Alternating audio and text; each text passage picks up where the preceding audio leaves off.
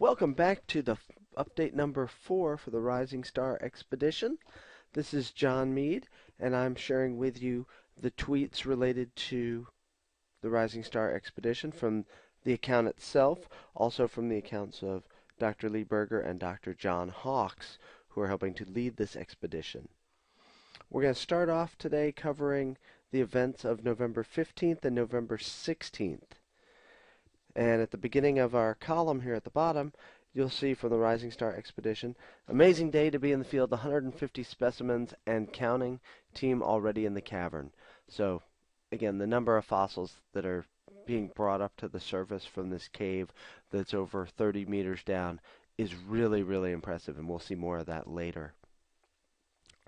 Then we have Dr. Berger just starting us off. It's day 10 of things, and they're in the cave looking to extract the right temporal bones and the dentition around one of the pins that they've put in. So obviously today seems to be a day that will be focused around the skull of this as yet unknown hominid. And we come here, we have a quick view of scenes from the cave where several of the advanced team are working in cramped quarters to bring those fossils to the surface. One of the things you'll notice up at the top, those bare feet, just a reminder that they have gone into barefoot protocol, and that is to prevent them from crushing any fossils by accident. By being in your bare feet, you have a lot more sensitivity toward what you're stepping on, and admittedly they are stepping very gingerly down there. John Hawks brings up a great point here.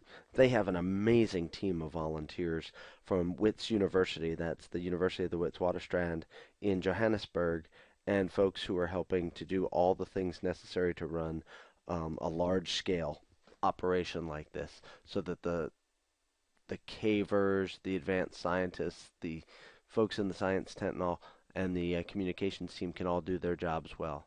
So congratulations and good work for them. Again, all these fossils that are coming up, this is a great thing. You would never expect to hear at a dig like this. The command center saying, you may pull up a large bag of fossils when ready. Just unheard of for something like this, which is great. And then bringing the fossils up, one of the spots they have to go through is called the post box, which, from what I can tell, seems to be in the upper part of the cave, reasonably close to the entrance, and it's a tight squeeze for most of us. Apparently not the tightest squeeze in the cave. There's a great video of this on the National Geographic website if you go and check that. I have it linked on my blog page. But you can see coming through the post box with fossils, which ripped his pants off. It's so tight. So the sacrifices that team members are making here, quite impressive. As we keep going, excuse me for moving around there. Hawks has just finished an hour and a half constant cataloging new fossils in 15 minutes. Okay, when it rains, it pours. I don't think any of us are feeling too sad for John there. Again, amazing to have this many fossils coming up. Then from Lee Berger, an attempt to take the right Calvaria out on pedestal hampered by large number of bones lying directly beneath. Again, just a reminder, there are a massive number of fossils here.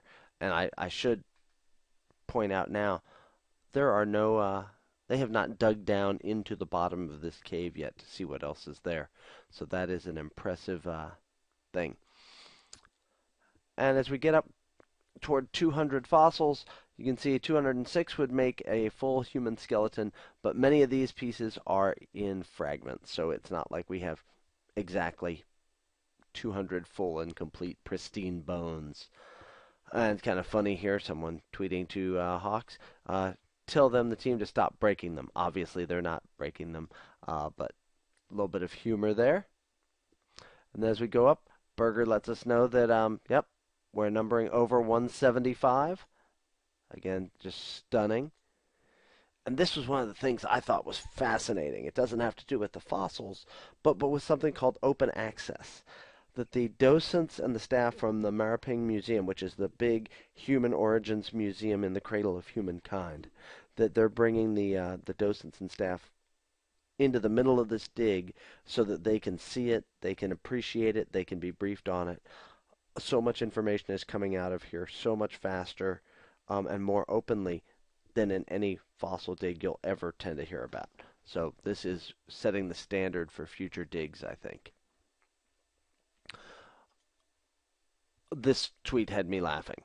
Um, that Alia Gurtov is one of the advanced team scientists who's actually bringing stuff out of the chamber, and she's actually doing a lot of the excavating. So cuddled the cranium all morning, then made first run carrying fossils entire way, getting the hang of this.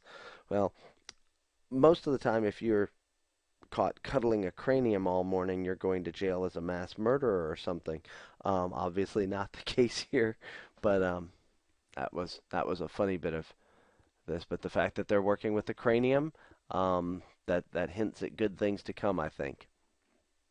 Dr. Berger lets us know here that the new National Geographic website for the Rising Star is up. I've linked to that on my page, so when you're done with this video, please go and check that. They have some amazing stuff there.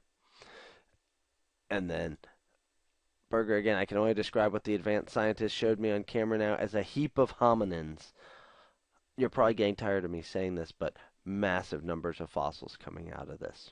Just and now here, this one. What a teaser. Most exciting moment of the expedition thus far. Well, what is it? You just don't know yet. And so we have to be patient there and a little while longer. Hawks chimes in. 20 minutes of extreme tension as Becca and Maria work to lift out the remaining part of the cranium. Okay, so we have part of the skull, the cranium being the brain case, as a reminder there, is on its way out. Wow, so that's fine. They finally got that. Lots of work went into that. We now have the safe box, which looks kind of like a cooler, which is where this cranium, where the skull is going to be placed in, starting up with the rest of the vault. Whole team waiting through the cave to stage it out, so that they want to treat this as gingerly as possible, have as many people down through the cave so they can, kind of like a fire brigade, hand it off one to the other. And here it is, yep. The cavers are forming a human chain to stage the skull box up through the chute. They don't want to take any chances that this thing gets damaged. The box has reached the top of the chute. Extremely nice teamwork down there. And we continue along. If you thought this was the point where we stopped sweating, now they're staging up Dragon's Back. And not knowing the layout of the cave myself real well, but from what I can tell, Dragon's Back is probably a very vertical aspect of the cave that requires a little bit more technical work. And this is the longest ascent because they have to coordinate how to work together. Teamwork absolutely important here. Ah, fossils at the post box. So that's a sign that they've got it almost out. And then the next tweet after that was lots of celebration out there.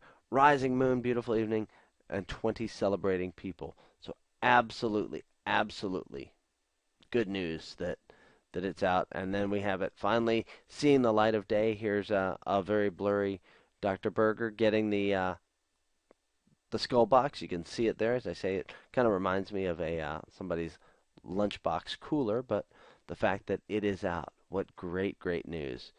And then you can see the team posing for their pictures very, very proudly, as they should be.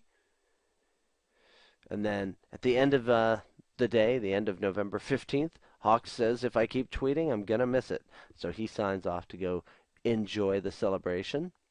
Now we're going to move on to what is today, November 16th. Okay, day 11. And we can see it starts off that we have people descending into the cave to start off, and Berger's feeling it's going to be a good day. It's letting us know that fossil hominin number 221 was the last one in yesterday, and that was the back of the cranium. So that gives us a little more detail. We have the back of the cranium. We don't necessarily have the entire skull out. And then the level of detail here. Becca's scanning an area where the skull parts were removed, looking for whatever else might be down there, whatever else they can be aware. New area being scanned. Cameras are off for a while as they had to disconnect. Makes everyone in the command center nervous. Okay, when you're so used to being able to see everything that's going on down there and you're blind for a while, that's definitely scary, I imagine. And Berger kind of confirms this. Camera's still off in advanced chamber, driving me crazy. Marina says it will be worth it, so we might expect some good stuff to be coming out there. And then a little while later, about an hour later, power just dropped out to Science Tent, and mains in the command center. Thank goodness for the inverter as we try to fix it, so they have backup power there.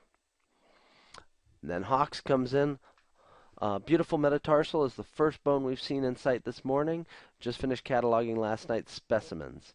Okay, so the metatarsal would be basically one of the bones in the middle part of the foot, between the ankle area and between the toe bones. If you will, it's in the palm section of the foot as a description there. Then Becca and Marina have brought up a real goodie bag of hominin fossils. Some of the best yet. Preservation is great. That's really encouraging. We don't know what those are yet.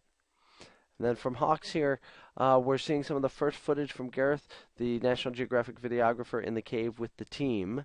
And then he follows that up with a bit of humor. Gareth hangs out in the cave all day, pretty much overhead like Spider-Man. The National Geographic video team is doing an amazing job of capturing a lot of this. And yet again, I'll tell you, head on over to that site so you can see that. And also at the National Geographic site, John Hawks is starting to blog for them. And so he's saying his first post is up there in the hot seat. Well worth going and looking at that. I'm not going to go into it here. Again, through the National Geographic link on my page, you're getting there easy. Then you remember the Star Trek joke of yesterday. We have Hawk saying, "Number one," referring to Berger, "you are relieved to go look at hominin fossils that you will very much like to see." So there we have, they're playing up that joke along the way. Then again, pictures from down in the cave here, actually working. Again, we see bare feet here. We see the surface. And again, they have not been digging in there yet. They're just taking stuff off the surface. Then you can tell this is driving Berger crazy that he can't be down there, I think. To Marina, we stopped talking about how nice it is down there. You're making me jealous. And then this is the story being picked up by NBC News here, and they choose their interesting headline, "Cave Women Unearth Skull of Unknown Human Ancestor." So needless to say, I'm sure the Cave Women reference has the team getting some laughs. And Alia, who's one of the leading cavers on the advanced team there, she says, "I like being called a cave woman." And I guess in this case that certainly applies. And then we finish off today with hominin fossil number 289 being logged. So we're just under 300 as they close up shop on Saturday, November 16th. Thanks for being here, for listening, getting up to date with things. Certainly come back. I will keep updating as we go along. Have a great one. Thanks. Bye.